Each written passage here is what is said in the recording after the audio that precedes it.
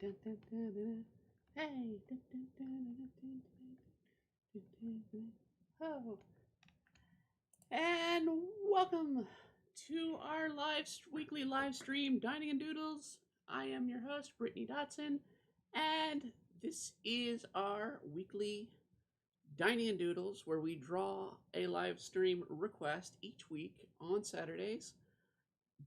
This week we have a request to draw Lampwick from Pinocchio, particularly in his donkey form.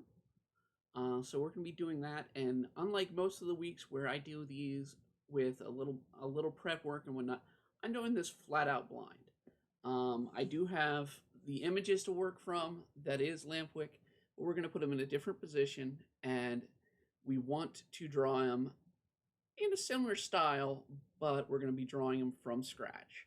So we're going to go on over to the artwork, and we'll get to that right about now. And I'm going to do one other thing. One thing you may have noted, that we do now have a VTuber properly set up. And I'm glad that we can finally do this. Glad that I can finally talk to you this way. This is something we've been trying to set up for quite a while. And now it is set up, and we're going to get on with the artwork. And I'm just going to have her do her little dance while we work. And she's, of course, going to say what I can during the process. If you have anything you want to chat, if you want to say hi, drop on by, just leave a message in here. We're streaming across 3 different streaming platforms. We're streaming across YouTube, Twitch, and Facebook at the same time. It's what we do here. We want to try and get to as many people as we can. And as always, if you have a request that you want drawn at the end of the stream, please leave a comment, either here or on any of our social medias through Embry Arts. You can find us pretty easily. Just type in embryarts.com or Embry Arts on Google, and you will get us pretty quickly through any means of our social media. We also have our social media popping up right up there for you live. So let's get on to the drawing part. Today, like I said, we're going to be doing Lampwick, is what was requested. So one of the first things I'm going to do is I'm going to try and figure out how I want to do this character. Now, he specifically says, this is by the 20th Annoying Guy, made this request on DeviantArt. Can you draw Lampwick from Pinocchio in his donkey form? The answer is absolutely. We can absolutely do that. We just want to try and get an idea of how we want to draw him. So I'm going to start with his head. And then we're going to do his body, which is sort of sullen, but I'm going to try and do him sort of almost chasing his own tail a little bit.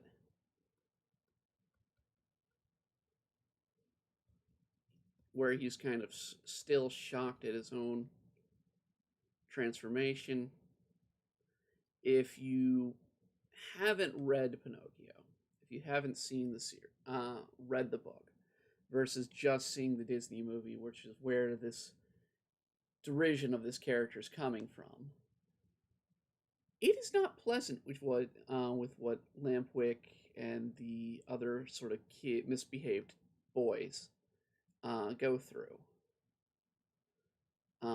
They absolutely are end up, gosh, I mean, they're crying home for their mothers. They're really upset, and they get basically 3 options. They either get fully transformed and put to work in mines.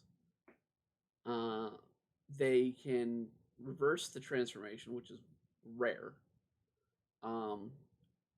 Or they can be these sort of half-breeds and get fed, I think, to something. I believe it's been a while since I've read the original source material. Pinocchio is very much like most of the book materials that Disney and some of the other studios back in the 80s, from 70s, 80s, and 50s and 60s, a lot of those book materials are actually way darker than one would suspect.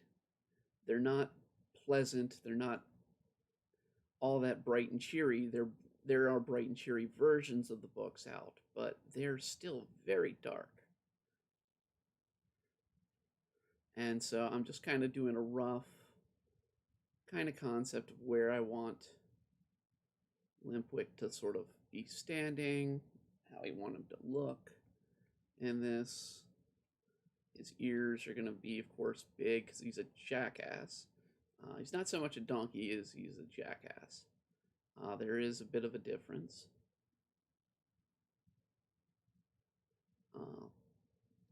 The reason they call them jackasses is because their ears are really, really long. So that they kind of look like a jackrabbit.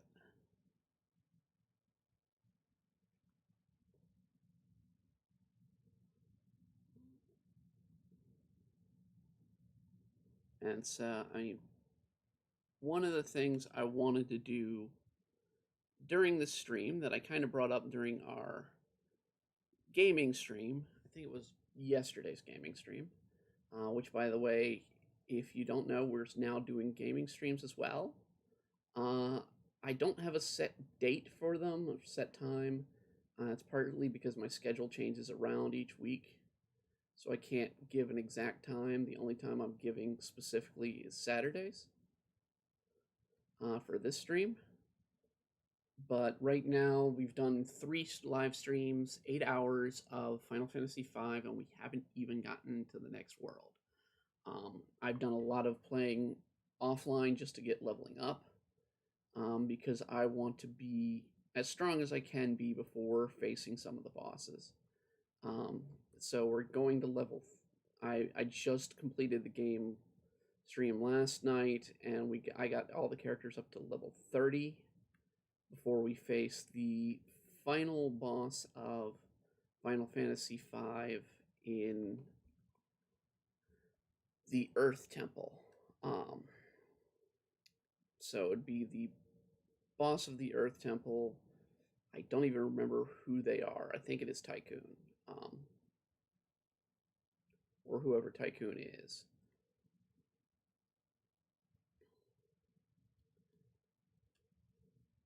But one of the things I said I wanted to do is sort of tell a story while we're doing this one. So I'm going to tell a little bit of story. This one's going to be about,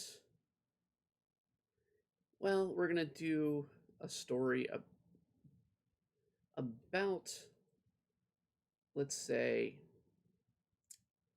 a dream I once had. And this is probably the one of only, I think, 2 or 3 times I've slept really deeply into a dream.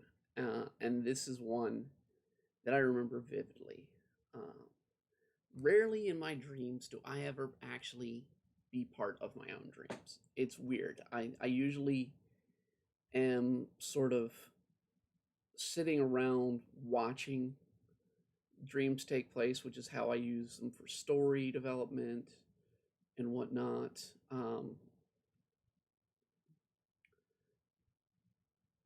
It's stuff that I will use in creations. There's a current comic that I'm working on that patrons only have gotten to see most of the artwork. You guys, if you watch one of my live streams, I believe it was the Sailor Mars live stream, I showed off a little bit of what is coming, but I haven't shown up a lot of it. And I mean, there's a lot I've been doing behind the scenes, and patrons have got to see a good portion of it. So if you want to see where this new comic's coming from, definitely tune into my Patreon.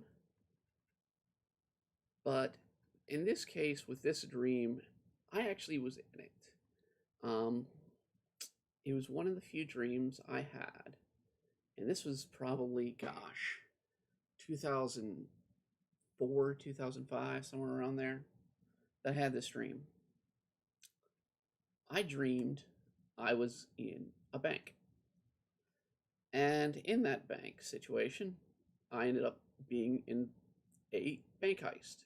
You know, typical TV show version of a bank heist where you see the sort of criminals bust in and take hostages. And I was one of those hostages in that dream.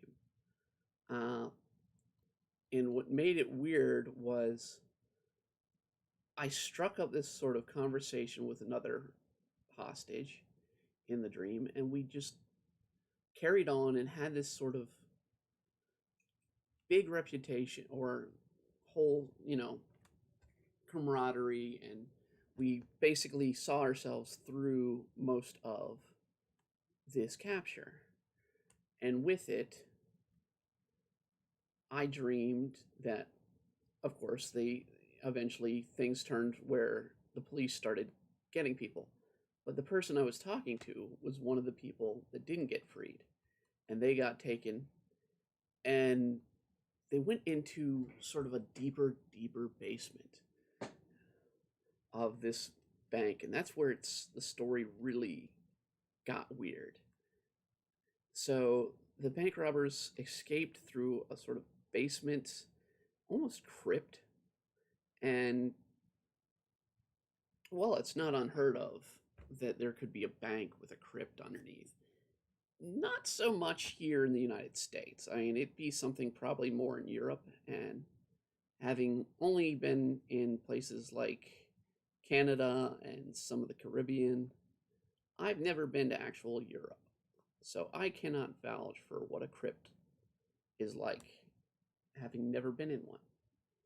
Um, Outside of, what you see in sort of graveyards here in America.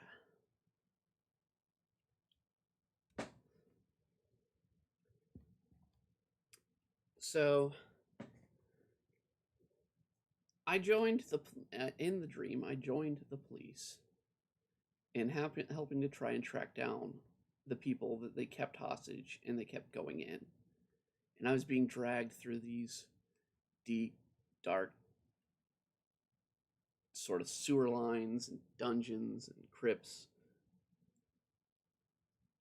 And it turned from sort of this action, sort of thriller, to this really weird, just almost Indiana Jones type situation. But it was a bank situation. And this was before, I think, even before you had movies like National Treasure out. So, I mean, you're talking no idea where this movie came from, this movie incidents of a dream came from. I have no plans of ever using it. But in it, I mean, we have this rapport with this, and it was a girl that, in this story, and so we were having this huge relationship, great sort of repertoire, and she got taken, and I tried to go and find her, and couldn't find her, and I just kept on digging, and I think the dream took place over like weeks and months of this search, and we never really stopped. And it was just weird. It gave me the sense, and it gave me the overall concept that sometimes the things that you search for just never will come to you. And I mean, it's kind of sad that way. But I mean, it's unfortunate, but it is a truth of reality. Sometimes you can push, you can dream, you can do whatever, and Lord, can I speak for that very much these days in my own life. But I mean, you're gonna have moments where you're gonna have failure. And that dream, I slept for 16 hours, 15 hours with that dream. And to have a dream so vivid, so, I mean, I felt the days were going by. I felt like weeks had passed and years had passed. I even felt like I slept in that dream. So I would go to bed and wake up in the dream. And it was so real. And I was just chasing this person that I had created this great relationship, this great rapport, and they didn't exist. And I never found them. We came close, we found the criminals, we brought them to justice, but I never found her. So there was never this person. And I had to deal with this heartache and this betrayal of things, all in a manner of sleeping. And I question, have you been through something like that? Have you had a dream so vivid, so real, that you remember details on details, like how the even place smelled to you in the dream, how it sort of gave you that feeling? I mean, this is stuff that would later go on and be used in my novel, 11 Kingdoms, of how vivid one can dream, one's mind can play on them, and how much fantasy and reality are just on a sort of thin line, this thin razor line.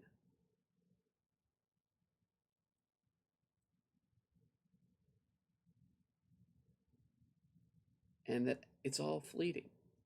Everything's just so fleeting. But I don't want to sound too degraded and too underhanded. I have had better dreams since. I've had dreams where I've had a full on life with someone. I've had dreams where like I've said before, I'm not even involved in them. A lot of the characters, the story of Demon Blade came from a dream. The story of that I'm working right now on, as well as Demon Blade, 11 Kingdoms came from a dream. All the works that I've done have come from dreams. And I think that's very appropriate when we're talking about a company like Disney, who literally works and deals with dreams and fantasy. That we have dreams in our lives that are so rich and so fluid that sometimes we don't really understand what's we're looking for in the world, what's important to us. Disney's a wonderful company. They've done, in some sense, and they're a horrible company in others. They've done amazing stories. They've told and delighted people throughout the years. They've told stories that sometimes would never be heard. But in all, it's a dream. How much of that dream, while it shapes us as a person, it shapes us as a human, how much of it is really all that important in our lives? How much of this moment that I'm talking to you now, as I'm doing this art, how much of that is important? And the fact of the matter is it's important to you. It's important to what you think is importance. It's something that you can't really state to others. You can't tell others what's important in life. You have to tell yourself what's important. What you want is important. because important is a personal thing. What is important, such as food and sleep and whatnot, you're going to want that. And other people are going to be like, yeah, you're going to want that.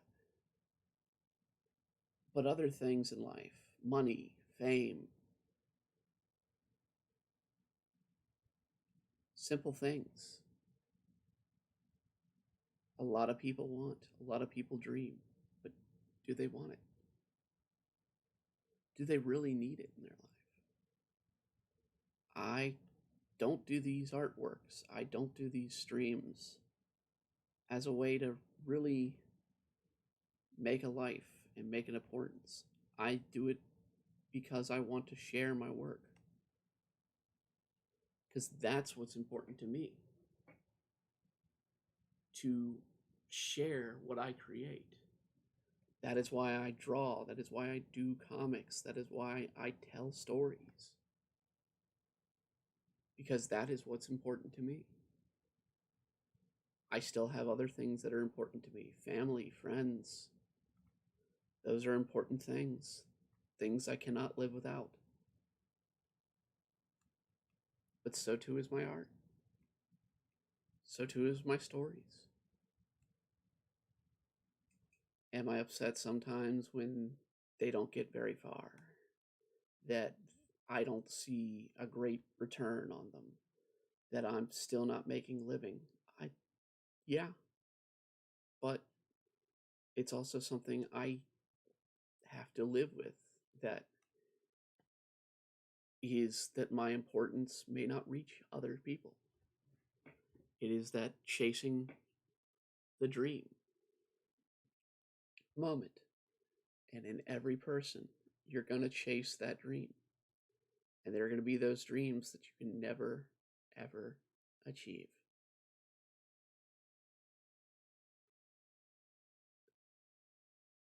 And I mean, that's to do this saying and to talk about this dream in a story based off of a wooden puppet that wants to be so much a real boy, in a story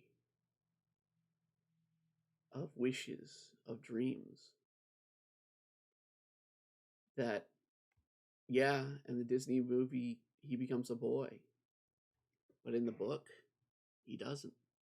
That dream is never retrieved. He is lost. He's that wooden boy forever. Those dreams, sometimes, they're not going to be here. Happy ever after doesn't always occur. Sometimes we have to settle for what we can do in life and what we can strive for in life to be happy. Because happiness itself is a dream. You can't go in search of happiness and find it. You have to make it happen. And like any dream, you have to bring it to reality. And the only way to do it is to give yourself to it, to do something, to bring it to life.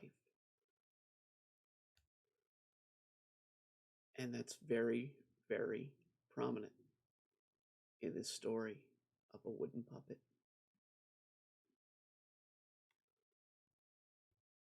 And to know that I'm drawing a character who simply wanted a better life, who wanted to get away from family, from obligations, from workhouses, because it was very much a story about labor, child labor.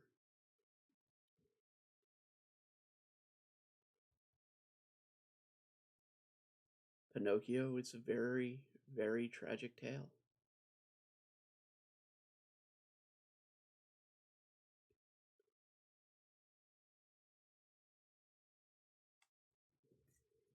And to see one's life, such in the case of Lampwick here, who gets turned to a donkey and gets forced into a mining camp to do menial labor the rest of his life, all because he wanted to escape the realities and bonds of childhood and to be his own self, to have fun when he wanted. He faced a dream that couldn't be.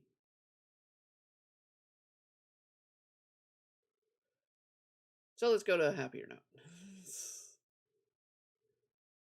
We've been a little sappy. We've been a little hard here.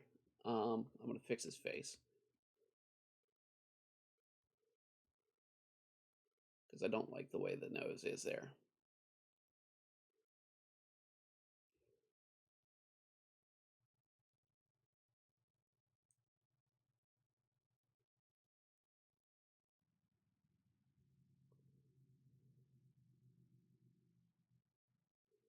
I don't think he would have his happy smile on this. I really don't. I'm going to try and do a shocked face.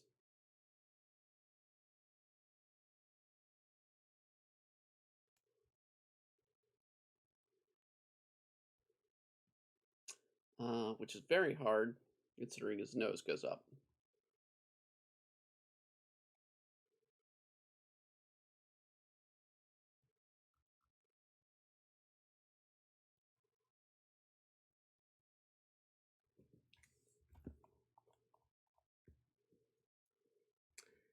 Like I said, this is a fairly simple character. Disney, especially early day Disney, like this is with Pinocchio, it's, I mean, it's early 19, I think 50s, 1940s, 1950s animation style, where they're limited. They're limited by technology, they're limited by what they can do.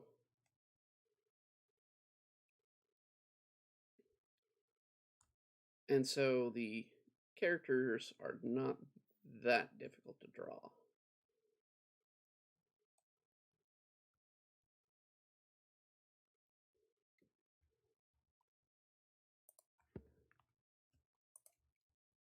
We'll just go ahead and get the colors going, and we'll fix them as we go. All right, let's go ahead and fix the pants here.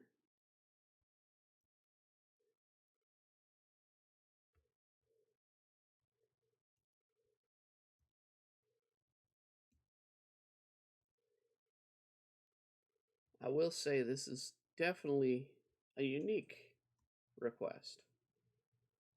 It's not one I would have expected, given the person's own DeviantArt page. I can understand why they like it. They're a Disney fan, so hey, bring on the character. But usually you don't get characters like Lampwick, because Lampwick is not. You'd almost say he's a little bit towards the villain of Disney's Pinocchio, or one of the villains of Disney's Pinocchio. Because Lampwick is definitely, he tries to corrupt Pinocchio. He tries to turn him towards the bad side of life, the way away from being a real boy. And it almost does turn Pinocchio in the film.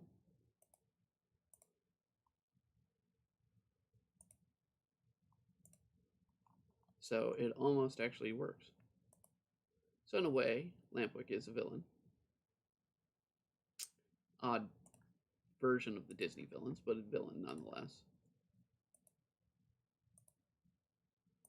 And do I feel sympathy for Lampwick? Lampwick, not really. I mean, he kind of gets what he deserves, honestly. He is kind of this morally corrupt child that tries to convert, and I mean, unfortunately, that's the way society was. It corrupted poor children in the story went into it. That children were put into work homes. Children were not exactly treated right. And the time of Pinocchio was written.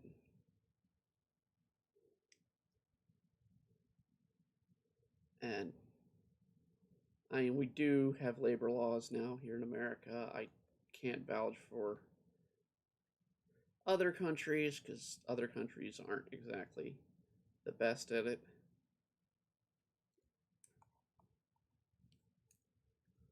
But there are laws to protect it here in the US.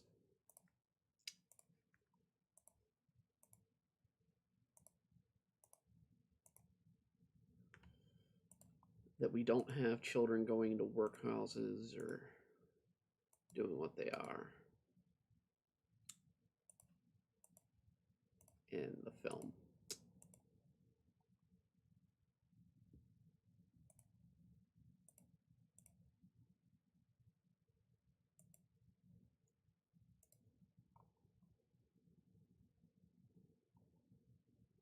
And so this is going to be a rather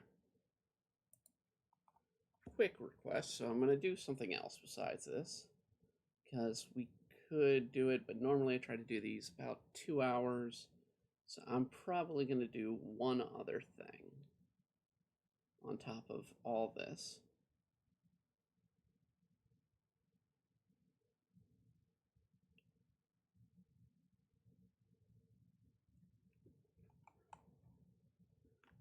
Let's make his jacket a bit richer brown here if we can. Brownish red. So there's a difference between his jacket and his fur.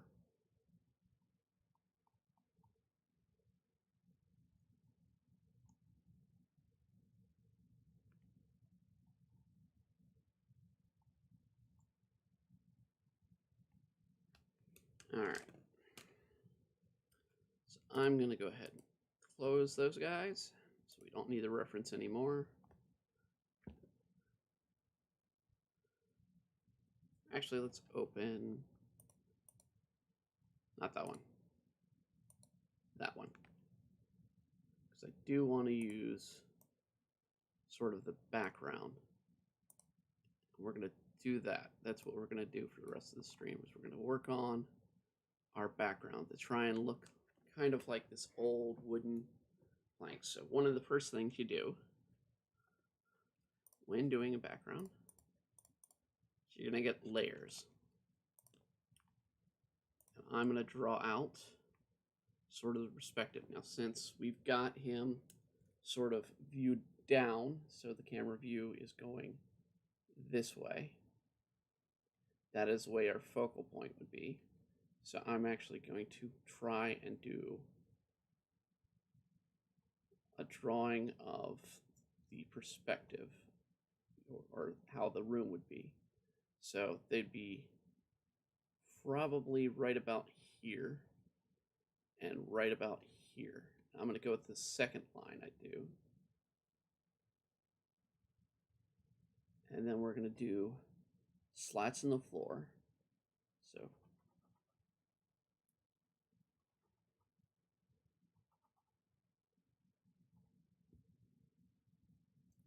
we're going to do something similar to that. We're going to put work shovel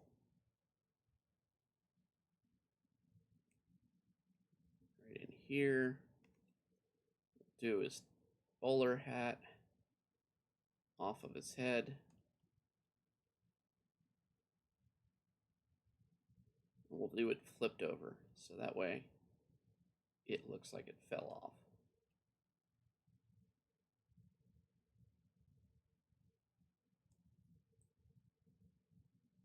And his cigar.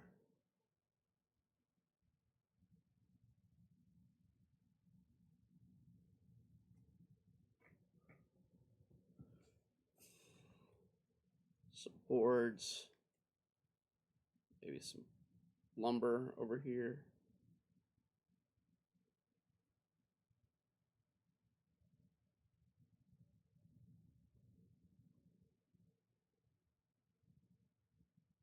maybe a bucket right in here. So that's my sketch for the background. And we're going to do some of this really, really quickly. So let's go to the next layer. We can actually fade our background a little bit first. And I'm going to go ahead and close that. We're going to bring up our layer to our line tool up to 6. Well, let's do thicker than that. Let's try 10. Oh, we're on the faded line. That's why we're not seeing it.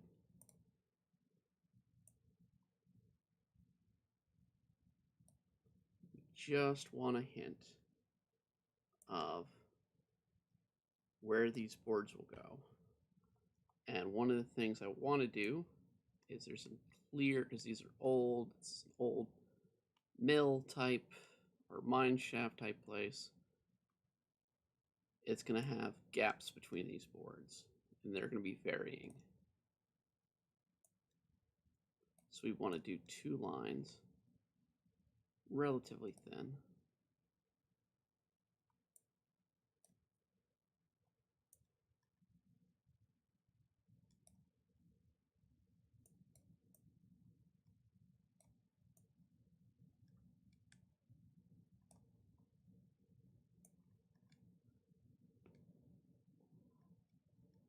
Line here.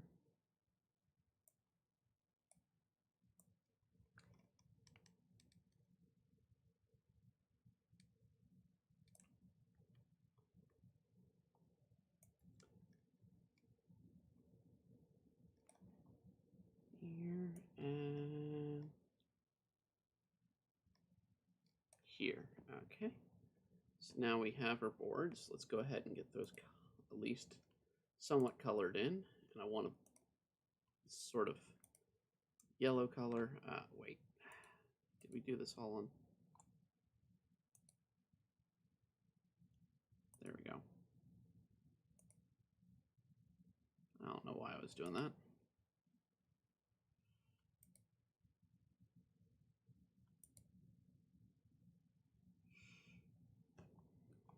All right, so this one kind of went a bit bad, so we're going to do, we're not going to correct it, we're going to make a big old crack in the floor.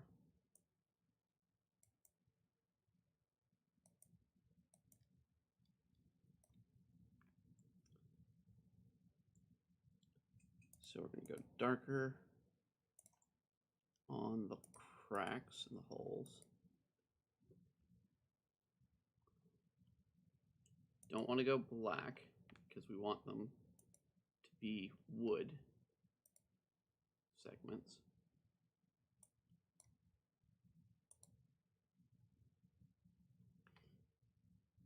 And then we're going to do a dark gray up there. Ow. Just hit my knee. That's smart. Ow, ow, ow, ow, ow, ow, ow, ow. Okay, we're going to go down here. We're going to get, well, we're on the wrong color here. We're going to work on this little slither. And this is where we're going to go black. So we're going to do the crack in the floor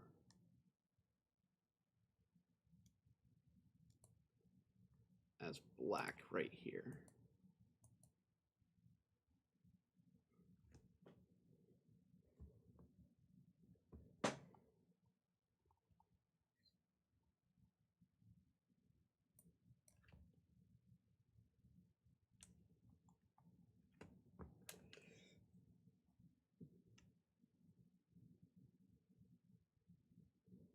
We're going to do a sort of, well, let me see something.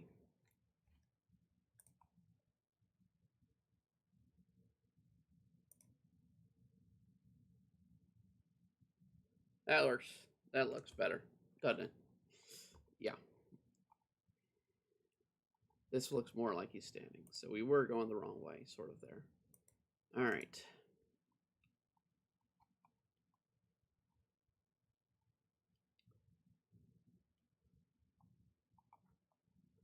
So one of the things we're going to do from here is we're going to take these boards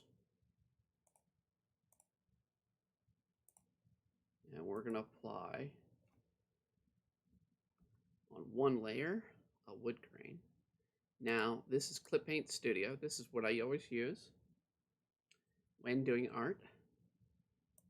It is probably one of the best art programs, especially for comic book artists. I think also for animators. I think animators are enjoying this too. 2D animators, not 3D. Simply because of the way the actual connections are and how it works. It so works perfectly with how you draw, how you create a little bit better. So what I did is I added a wood grain, which is just a texture. And I'm going to go back over that wood grain. So I'm going to select it. Select. We're going to go on another layer here. And we're going to add our own sort of color and texture to it. Because it's a wood, I kind of want to do a rough sort of watercolor brush. And we're going to just increase the size here. And just brush on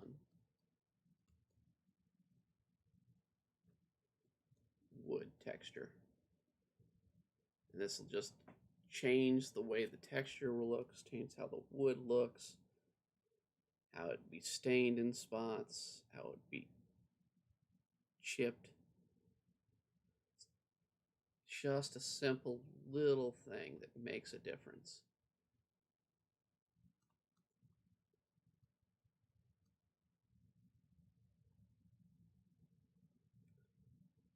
And it only takes literally 10 to 15 minutes in something as big as the full page like we're doing here with these Dining and Doodles.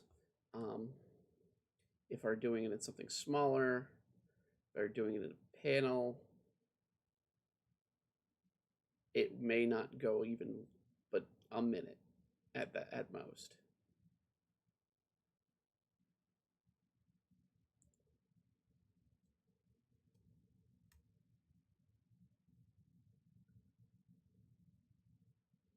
And we definitely want to make it darker under Lampwick, so we're going to saturate the heck out of Lampwick.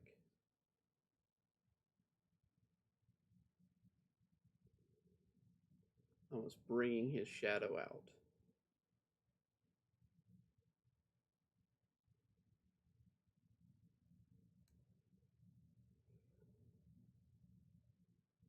So we want to kind of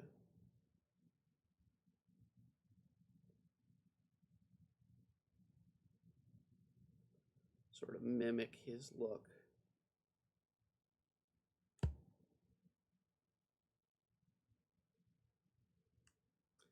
Just doing little tricks like that help make a mediocre image go into a little bit better of a popping image.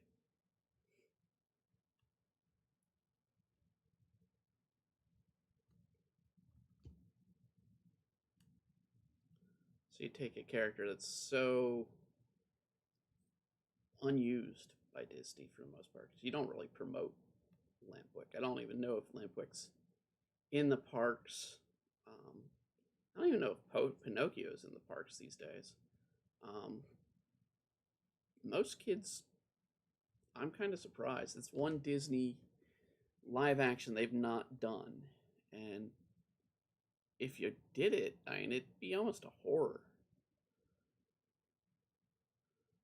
If you did a live action, you'd almost have to treat it like a horror.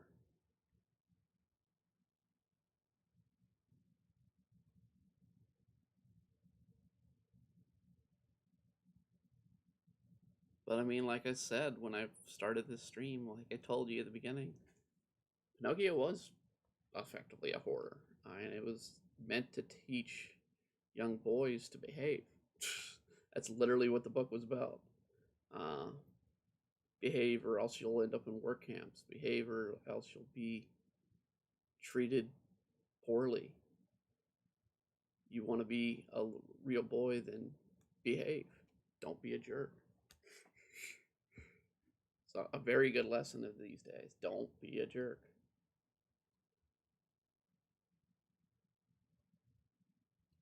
See, we're just using a little bit of a yellowy orange here. It's going to add sort of this old sort of yellowing to graying wood. We can add a little bit of gray in there as well later.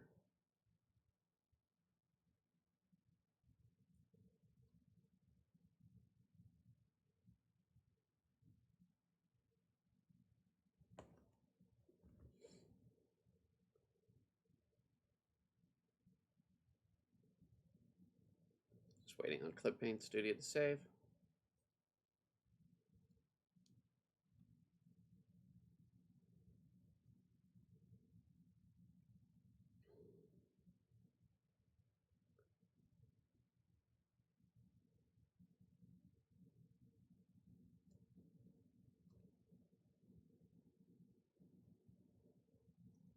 And let's see here. Let's add, like I said, I'm going to add some gray. And I'm going to actually just sort of bring that gray in. This helps age the wood, give it a little old look.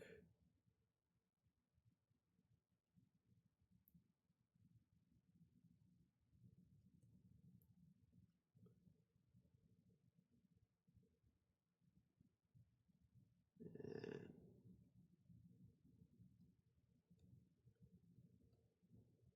still sort of plays into the colors here. We're almost very much, I wouldn't say we're monotone, we're sort of a dual tone here, with the exception of the green on his scarf. He is very brown and red, and a little bit of yellow mixed in. And it's very much the case in the drawing here.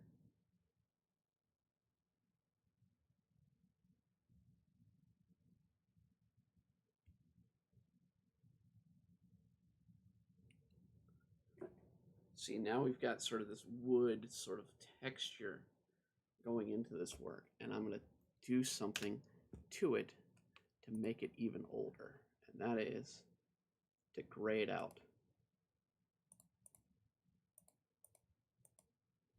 So on another layer, I'm literally just taking the fill bucket and layering gray on top of this. And we're going to take this and we're going to burn this in, let's see, not screen, subtract. I need something a little less. Linear burn, no. Color burn, no. Overlay.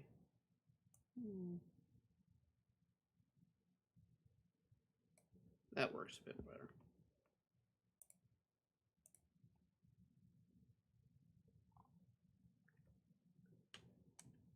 And now we can take those lines that we did earlier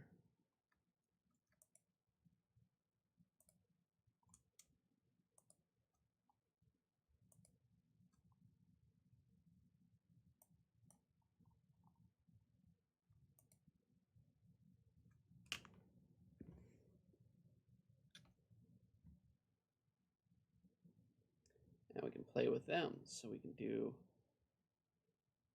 let's do it almost lacquer tone so you can see that they're almost reflective of the shadows, bars across him, almost like he's been sent to a prison. And we need to do a little bit more.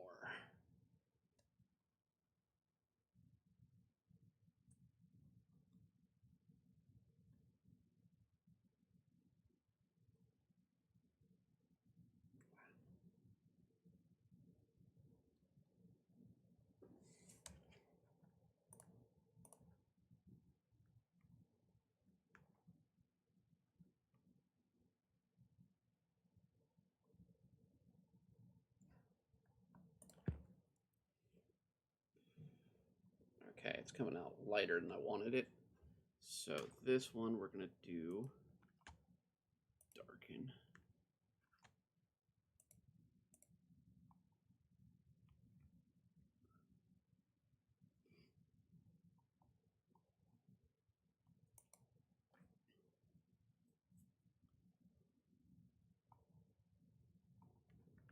So let's see here. Let's add some actual darkness in a different form. Let's go 30.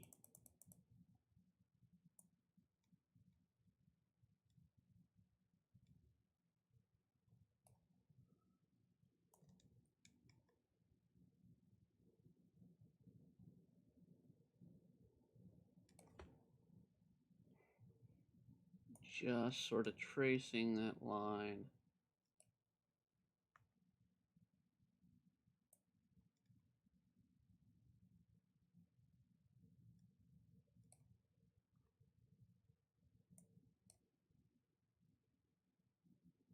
We're going to do a little bit of here where we're doing the crack.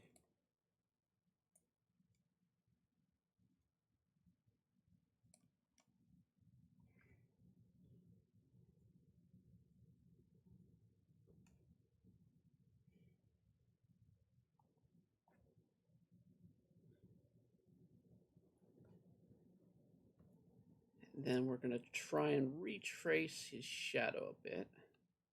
So we're going to go back over this and do sort of a shadow. So I'm going to just do a black,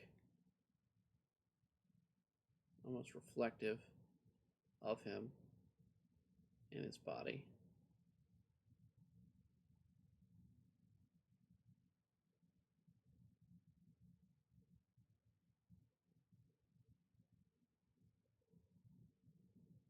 Just sort of giving it a body, and a little bit of his tail should be seen.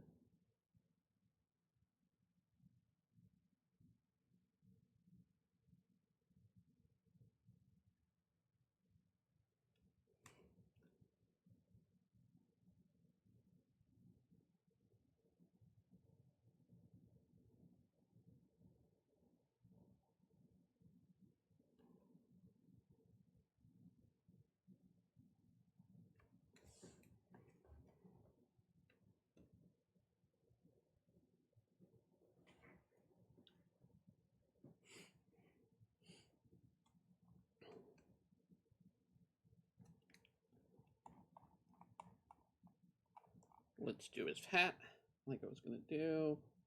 Let's actually bring out, let's see, where's the second one?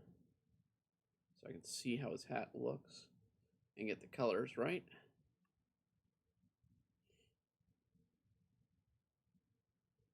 So it's got a feather. It's a bowler with a feather, yellow feather in it.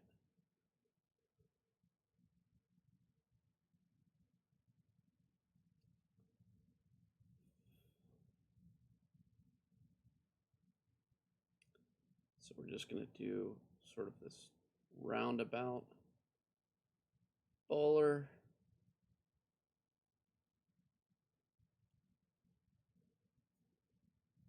Hit the eraser a bit. Get sort of a rounded shape to it.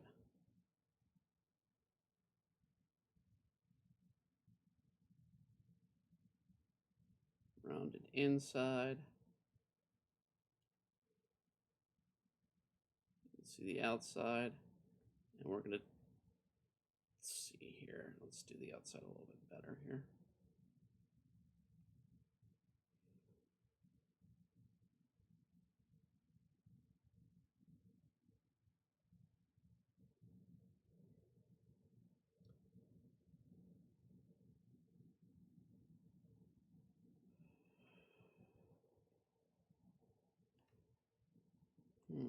Let's try and get that right.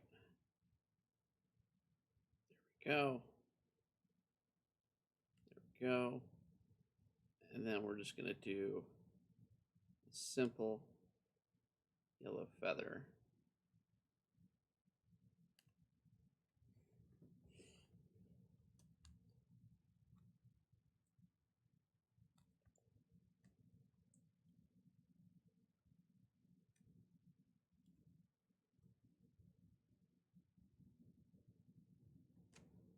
This is before really any shading was done, before the colors on a character were pretty much just done through line work.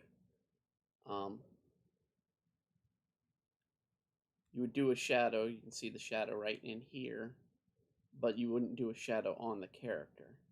And that was because when you paint it, particularly on a cell, an animation cell, it's going to take a lot longer to do it if you did shadow than, because you'd have to go, when you're doing a cell, you're doing it outward in. So the details, you start with the details and you work your way out to the bigger things. So you would start with the eyes or the teeth or the tongue in this case. Then you would move on to the little scarf. Then you would move on to the jacket, the pants, the brown, darker browns here. Then you'd move on to the lighter browns around the eyes. And then lastly, you would hit with this brown and then this brown.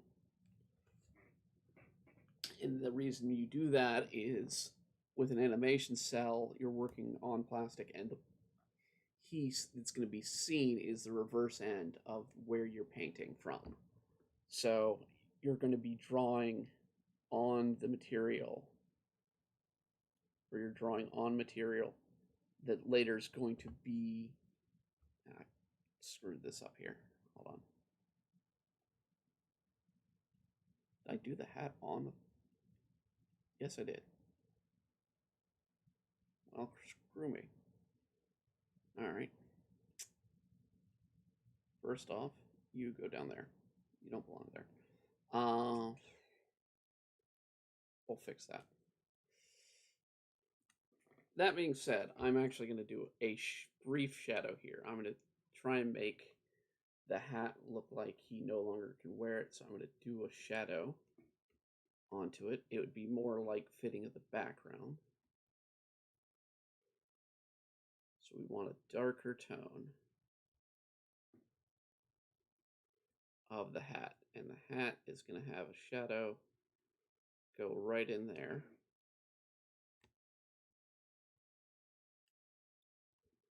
And select, deselect. And just to indicate that it's a hat, we're going to give it a little bit of a brim.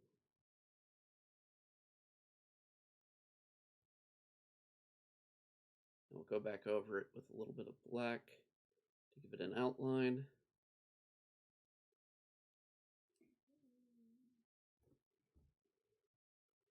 Actually,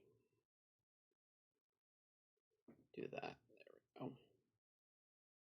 Well, that's not enough. All right.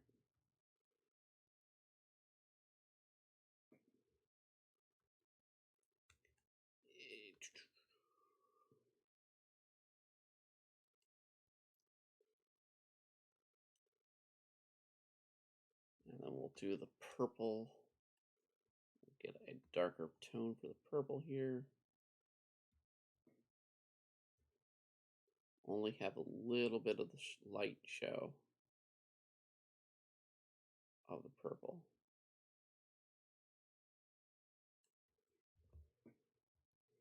And lastly, the yellow.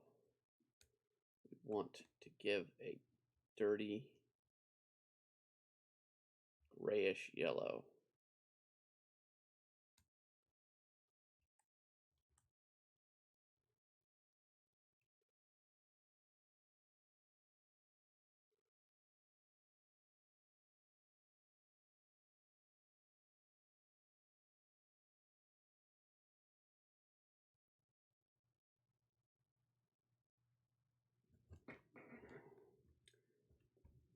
And we're going to do the shadow, same thing we did over here. We're going to do over here.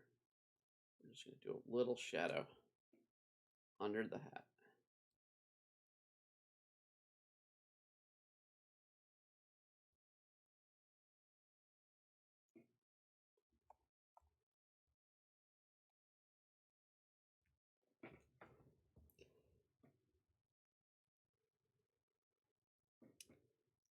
Now let's add a few things in the background. Let's do a shovel. That's one of the things we drew. So we're just going to do just the sole. Well, we're on the wrong layer, so let's get this on the right layer here.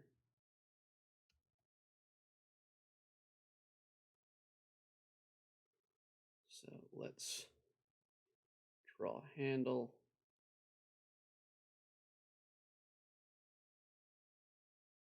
Bring it on down.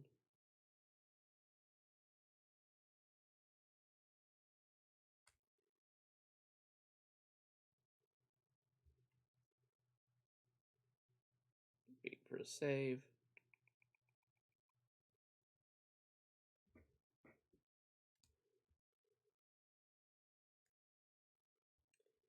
And actually, let me do one thing I've been meaning to do. I need to do.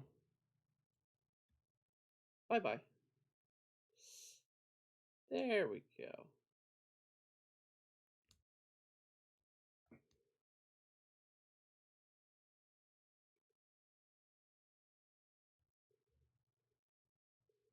It happens sometimes, from time to time, when you're doing artwork and using references. You sometimes will screw up and put the reference layer or draw on the reference layer, like I just did. It happens. There are times you can just do what I just did. Other times you can do a drawing, just copy paste and remove it. If you still need the reference, to take that copy and deal from there. You want to make sure the shovel goes outward. There we go. And we're going to give it a dark.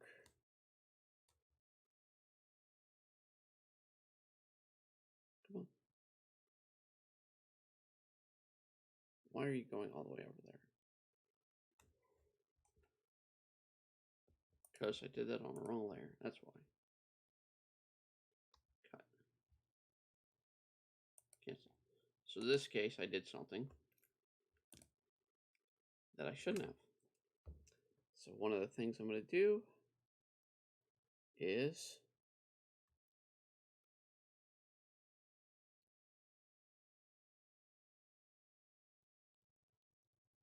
it's that layer. Okay.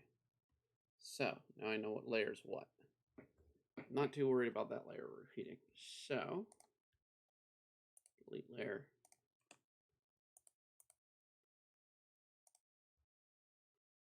Layer below. Now we use that dark brown. And we want to we almost want this gray to be a regular gray, not the background that we currently have, because we're going to darken that up and make that carry shadows.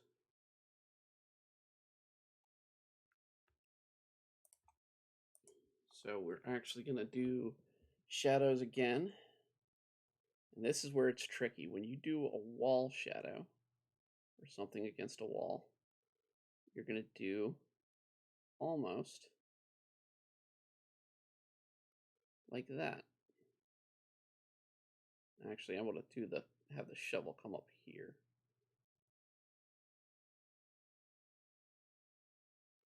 You almost go a complete 90 degrees.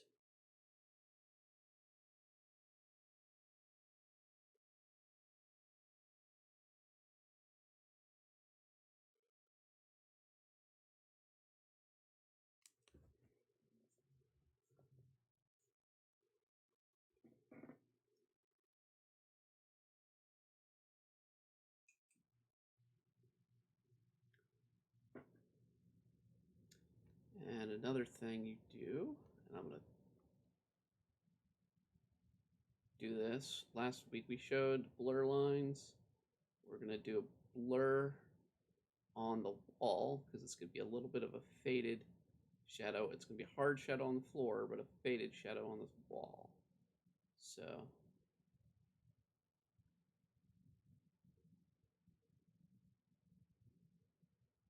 gives more of a 3D feeling to it. Now back to 13. We're going to get this, and we're going to try and make this look metal. So one of the things I'm going to do is I want to make this look dirty iron. So we're going to give it tone.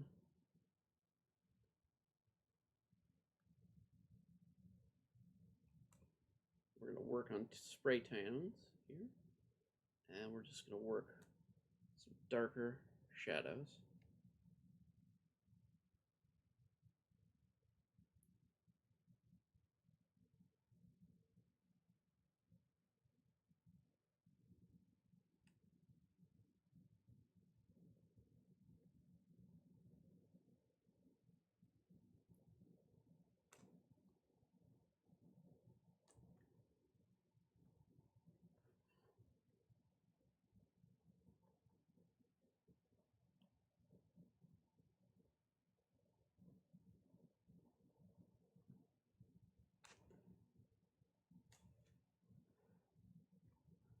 And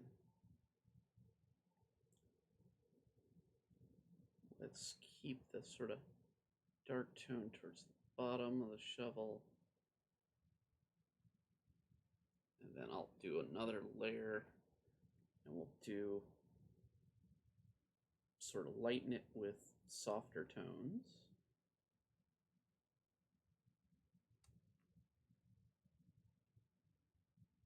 And we'll just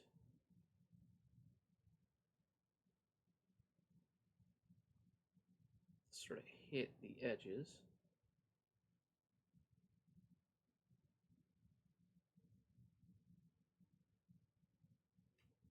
And we're just going to softly bring that in. And we'll also do some darker tone. Just a little bit in these areas.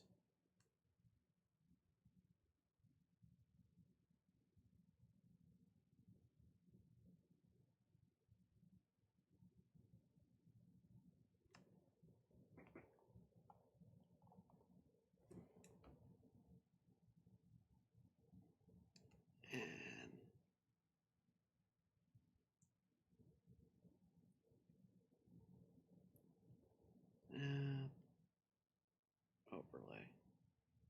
There we go.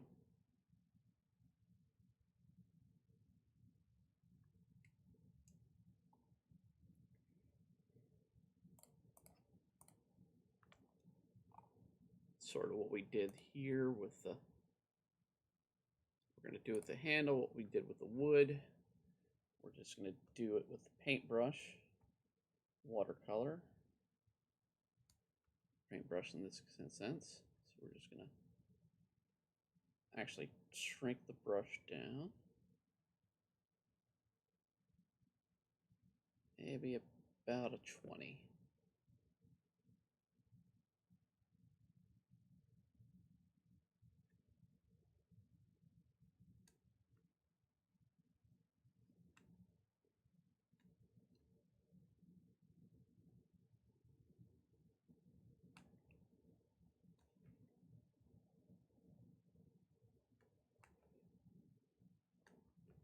Just bring that on in.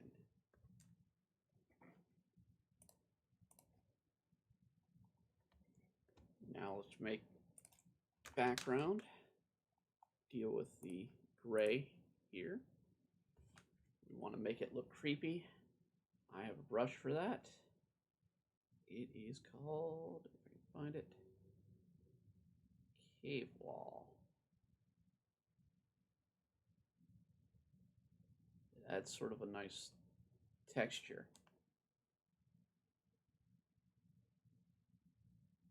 I think this is it.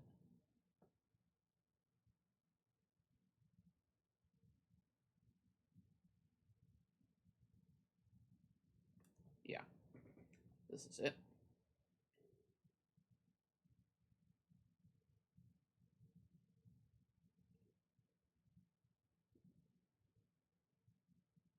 Adds a sort of nice texture. So what I'm going to do, keep that. We're going to go from here to here, just real quick, and from here to here. Come on.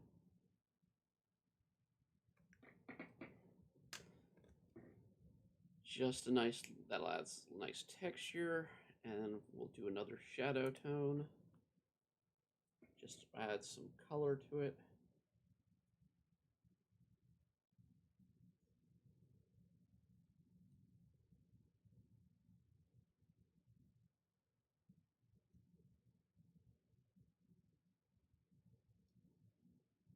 We want it to be very dark towards the bottom here.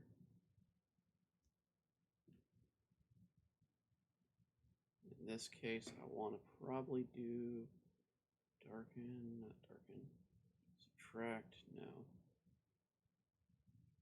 Screen, no. Color burn. Yeah, color burn will do. We'll add a little bit of color into it. Oh, wait, hold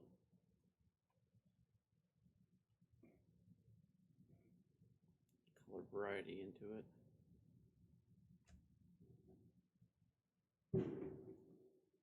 Okay, I do not know what that was. I legitimately do not know what that bang was. It just scared the hell out of me.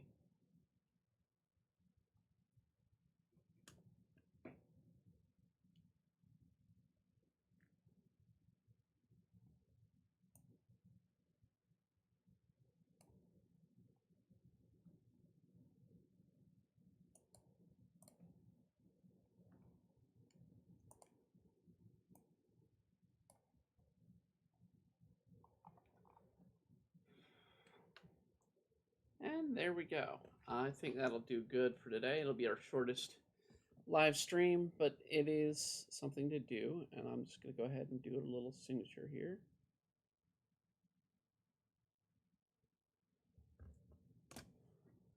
So, I want to thank everyone for joining today in our regular live stream and joining me for this. We're going to go ahead and switch on over to our sponsor chat. So let's get on over to that.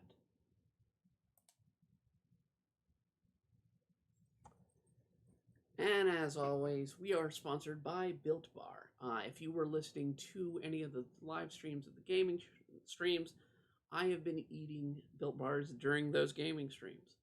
I absolutely love them. I have a strawberry bar in front of me right now. That was because I didn't know if I was going to be able to get this B tube up. But we were able to get the B tube up. But I ate one this morning because I got a little bit hungry right around lunchtime. So I had a Built Bar. And actually, yes, Super Shoutman, can I draw Gatchaman from Appamon? I certainly can. I'm not familiar with the series, but I will look him up and I will definitely add him to the list. In fact, it'll probably be, I think next week I may have an availability, so I'll definitely put that on the list for next week. Certainly. But this sponsor, as always, is Built Bar. So if you have a sugar craving, if you have a dieting issue